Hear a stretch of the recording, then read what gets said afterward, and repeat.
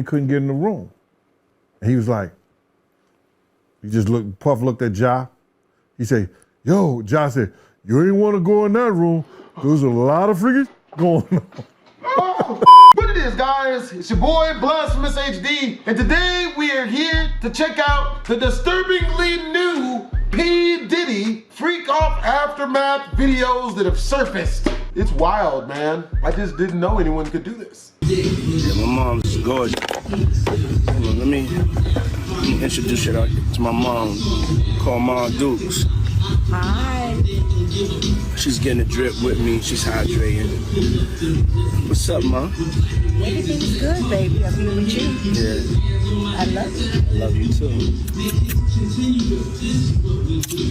What? Mom, freshly dipped though.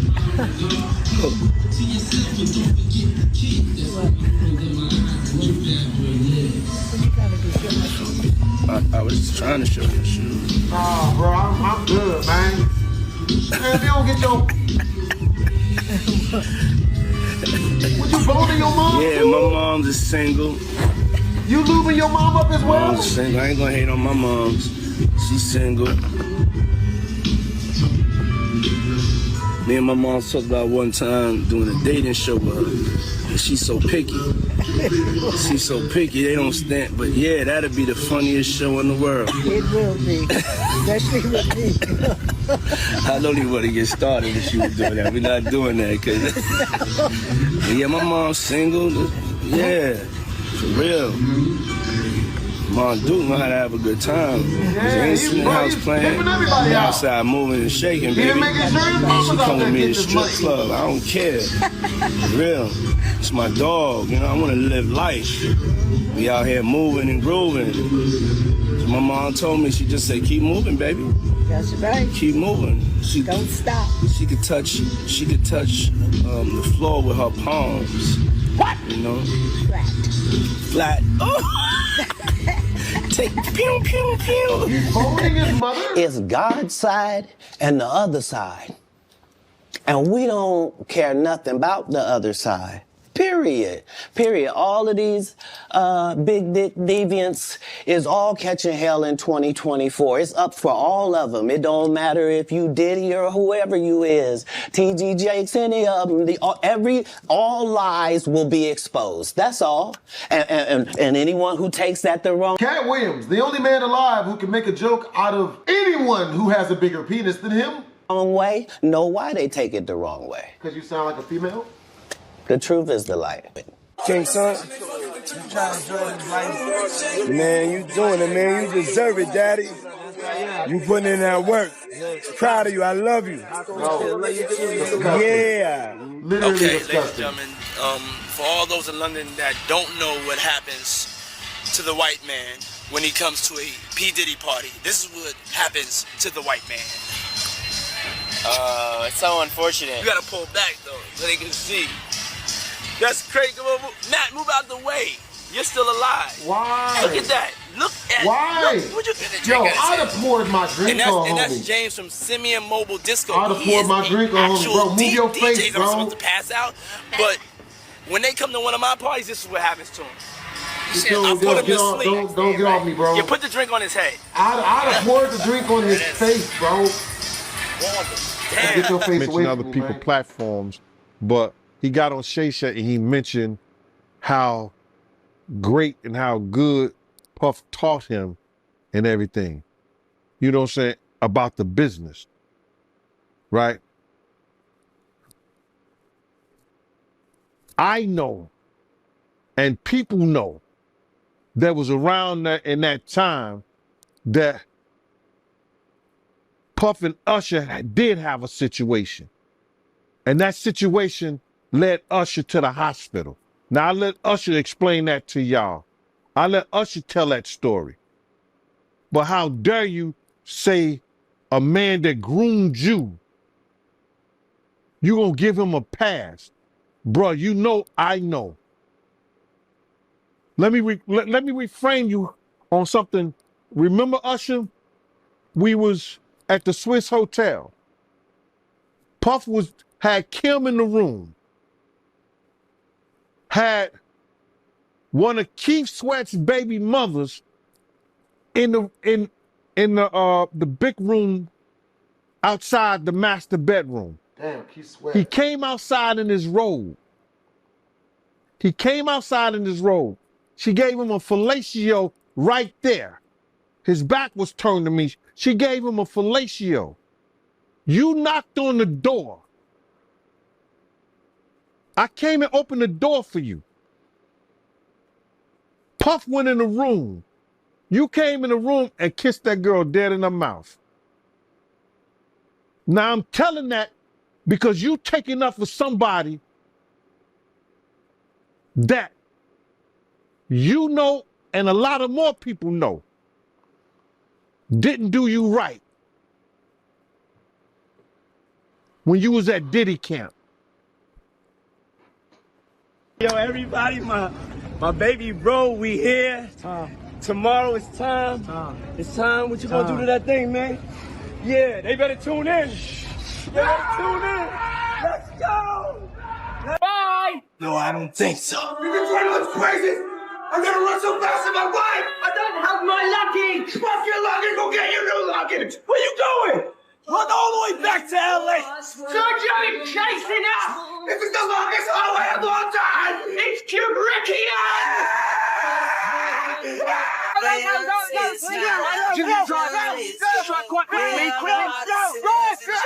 Drive faster!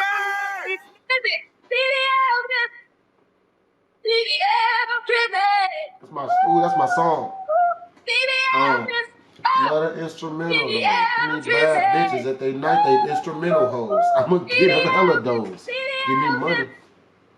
Oh, I wonder how old she was then. I think Leah was like 16. Miami a night of party, and I don't really remember what I was saying. You know what I'm saying? Would you like a reminder? Yeah, sure. Play some. Hey, yo, listen, yo, I love it all. I love it all, man. I like when you like this, bring them back to mind. I like when you scrambling and scraping for shit. That was you. Scrambling. What? You said, I like when you do it like that, Daddy. When you scrambling and scraping for shit. Hey, man. They sacrificed Diddy. They said, man, we gotta take this shit because we can't be involved. But Diddy smart. He filmed every fuck session. So he was fucking Clive and the motherfucking freak boy that run Universal Music Group. So he got them on some fuck tapes. Now that's why they raiding the house, because they got friends in Homeland Security and the feds. And they said, get in there and get them tapes from this nigga. He trying to blackmail us. That's what I believe is going on. Justin, you ever seen the movie 48 Hours? Right now, he's having 48 hours with Diddy, him and his boy. They're having the times of their lives, like you know, where we hanging out and what we doing. We can't really disclose, but it's definitely a 15-year-old's dream. Look at Justin. You know, I have been deer in headlights, mind you. Diddy is 40 years old in this, and Justin is 15. Given custody of him. You know, he signed to Usher. I'm signed to Usher. I had legal guardianship of Usher when you know, he did his first album. I did Usher's first album.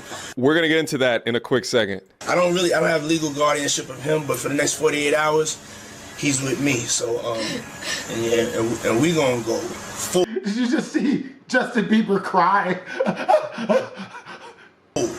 Buck full crazy. No. Going crazy. Going buck full crazy is wild in this new context. Right to me, this looks like a smile of grooming. And if I was to make a prediction, I think Justin Bieber in the next several weeks to month is going to come out with his own Diddy story, unfortunately. And it kind of puts his career into context, why being exposed to people like this had him abruptly end his career to focus on his mental health.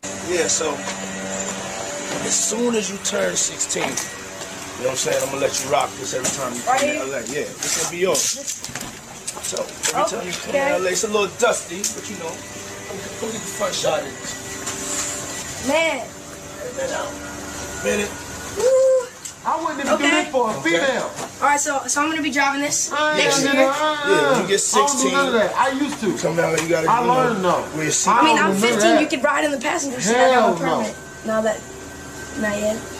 You can just see the youth within Justin. He doesn't yet understand that gifts don't come free. They're really, truly not gifts when you're caught up in this type of a lifestyle. This is a loan to be paid back with interest. It's a booty loan. 16. The loan to be paid with anus. Let's slow down, okay? You're not going to pay no anus. Yeah, the keys is You ain't going yours. to pay no anus charges. You know, when you get 16, you good to go. Don't make no anus payment. And then, when you get 18, you get the house. Don't never make no anus payment. God. Unless, I mean. So where are we off to now? Where would you like to go? I mean, wherever you want to go. Where are we going? 50 Cent tried to tell y'all not to accept gifts from Diddy. The nigga Puff was like, yeah, like first he was amping him to get style. Then he was like, yo, so when we gonna get the chance to, you know, to kick it, like we could just hang out, nigga. We gotta kick it. This is Puff. Okay. He telling me we gotta kick it and shit. And he was like, yo, why don't we like go shopping or some shit? I mean, like I pay for it. And I was like, what the fuck this nigga just say? I got the fuck away from him because I was like, this nigga like the fucking wait. This nigga just tell me he take me shopping. And this is shit that goes on. But it's just a little fruit pop. It's a fruit pop. It's a fruit pop. Trust me. You see these little weird ass pictures and shit like that out there. You should sit out there for no reason. Like, you don't see accident pictures of me like kissing niggas. Like that doesn't happen by accident. You know what I'm saying? Like I'm telling you. I'm telling you. Look.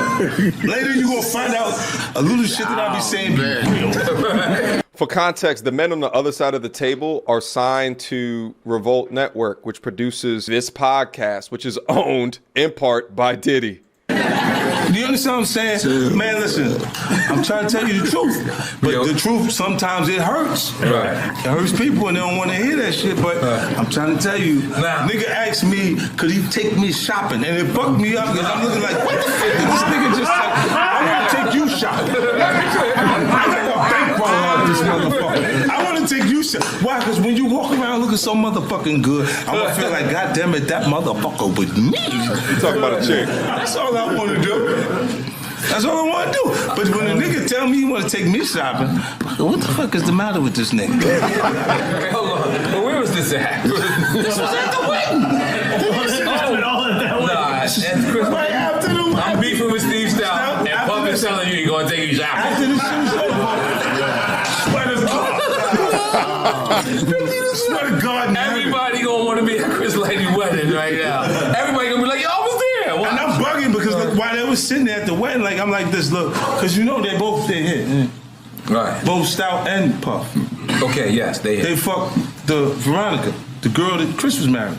Whoa, this is awkward. We did not know that. So I'm sitting there like, what the fuck kind of shit we got going on? Oh, man. Like, goddamn. Like, on my own little. Our angel on our shit. Shit goes so deep. It's funny to laugh at this, but 50 Cent was a grown-ass man that can make grown-ass man decisions. Watching that in the context of Justin is wild. But remember, Diddy talked about having legal guardianship over Usher? Moved to New York City. And I lived with Sean Puffy Combs for a year. That's the crazy thing. Now, that was L.A. Reid's idea, right? We're sending you over to something called Puffy Flavor Camp. There you go. To learn Flavor Camp. Yeah, Flavor that's what it was called. And you're going to go to Puff Daddy's. He's going in the 90s. Do you understand what that's like? Puffy's place was like just filled with chicks and orgying like nonstop, right? No, not really. I mean, but hey, it was curious. I got a chance to see some things. Yeah, but you were 13. What were you seeing? I went there to see the lifestyle. Right. And I saw it. And it was but I don't know if I could indulge and understand what I was even looking at. It was pretty wild. So nobody tried to, some woman didn't come along. I didn't say that. Okay. I didn't say that. What I did say is that there were very curious things taking place. And I didn't necessarily understand it. Biggie Smalls was there. Biggie Smalls was there. Lil' Kim, Craig Mack. All these people are hanging around. Yeah, man. Faith Evans. Jodeci, Mary J. Blige, they didn't know nothing about this shit. Oh. I was having a good time, you know what I mean? Does he have you doing any chores? Are you doing dishes at all? I mean, to keep you humble somewhat? Or are you just like, can you stay up till 4 in the morning with them and party? I mean, I could. I actually stayed up longer than them. And do you have money? What's going on? I mean, I had like per diem. I had like, what like a living. life. Yeah, it's pretty crazy. 14 years old. You're a dad now. Would you ever send your kid to Puffy camp? Hell no. Hell no. The red flags really didn't go up for me in this Diddy case until I saw how quickly that he settled over the case with Cassie after she went public. I would imagine that a man of his wealth, if you were innocent, then you would fight allegations like that until your end, until your demise. And slowly all he had to do was just not beat women. And then when the chicks start acting all spicy and, you know, like they're gonna go somewhere, just dump them. Just break up with the chick and then, you know, like, wait for her to come back. You know what I mean? But brother love, and we all saw that where that got him. Stories began to come out, the videos began to resurface in the context of Jeffrey Epstein, in the context of like these Hollywood executives within Nickelodeon that have pedophilia allegations established with them. The court documents of the man who's suing Diddy, alleging that Diddy is a gangster that has killed people in front of him. There's just so many things coming from so many different angles, which doesn't look good for him. I'm still in a mindset of innocent until proven guilty, but I think that it's over for your boy Diddy. First and foremost, I just want to say, I know a lot of people want to hear these stories and everything like that, because this is stuff that happened back in the day. And then maybe that if they knew there was going to ever be a YouTube, or they knew there was going to ever be social media, a lot of the stuff probably wouldn't have got played out like it did. True. But things happen, and these are just stories from the past. I would like to use that as, what you call that, just to clear the facts up what's going on. But it all started, we was in Atlanta. And this story starts when I'm with Puff, and he's in exotic bookstores and he's doing shopping, right? He's shopping, getting his stuff and everything like that. So, you know, this is the first time I was ever in an exotic bookstore with Puff. So, you know, I'm giving him his space. He's taking things off the shelves and stuff like that, because they gave him a brown paper bag. When they gave him a brown paper bag, he was just putting stuff in there. So I said, damn, you know, he got to go put it on the counter and, you know, show everybody what he's getting. So as he's going, I'm just looking at the places where he's picking stuff from. So there's one part he picked up some things from up here on my left side. And then he picked like quite a few of them down. I was like, okay. He put them in the bag. So when I went by there and I looked up there and it said butt plugs. And I was like, hey, yo. I was messing with him. Because people don't understand, you know, we was like friends. He was a part of the same gang. So I'm still going to tease him. I'm still going to mess with him and everything like that. I could do that. It wasn't just no. Yeah, I bet you $5 he didn't like you teasing him about his whatever stuff he's into. Security thing. So I say, yo, what are you getting this for? And it said butt plugs, and he was like, yo, can I do my shopping by myself? Exactly. He told you to shut the fuck up. Yeah, you could do it by yourself, brother. And he started walking and everything like that. So when he got I just waited at the counter. So when he got to the counter, he didn't even have to show the guy nothing. He just gave the guy a wad of money.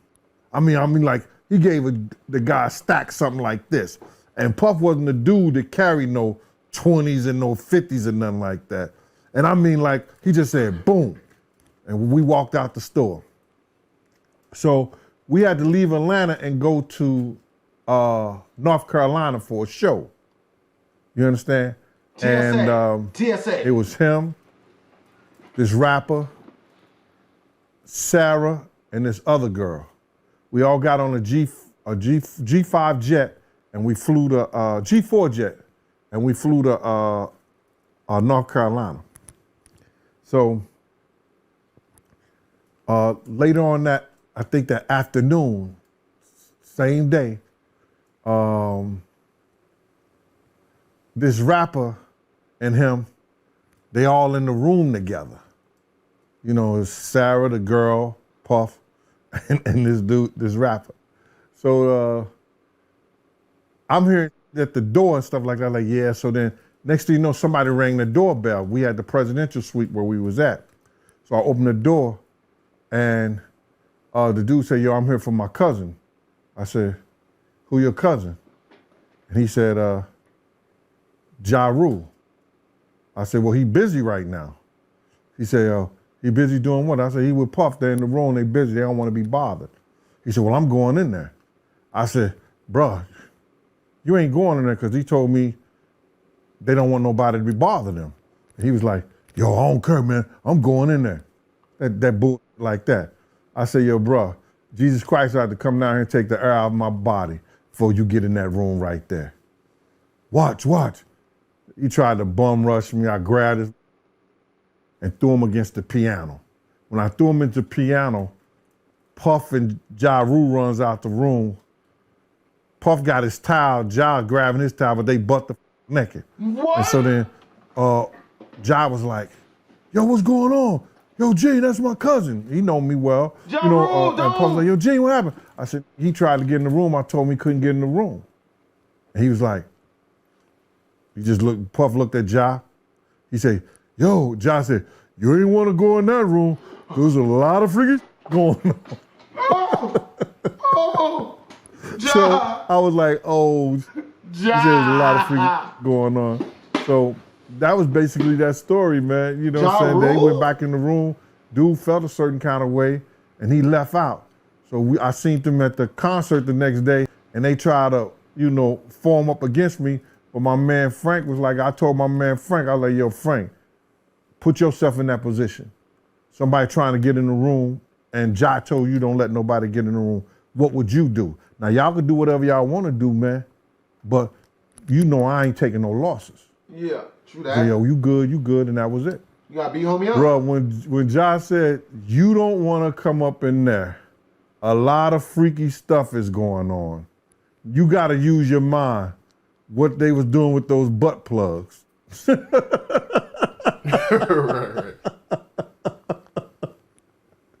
Yeah, that was crazy. Yeah, it was real wild. I don't think it's only celebrities going to be shook. He had politicians in there. He had princes in there. He also had a couple of preachers in there. You personally, you think they got tapes? Well, my personal opinion that if Lil Rob could be trusted and his statements are true, they got him. They got tapes and stuff. Now, if Diddy had tapes, the feds have them. That's a lot of blackmail.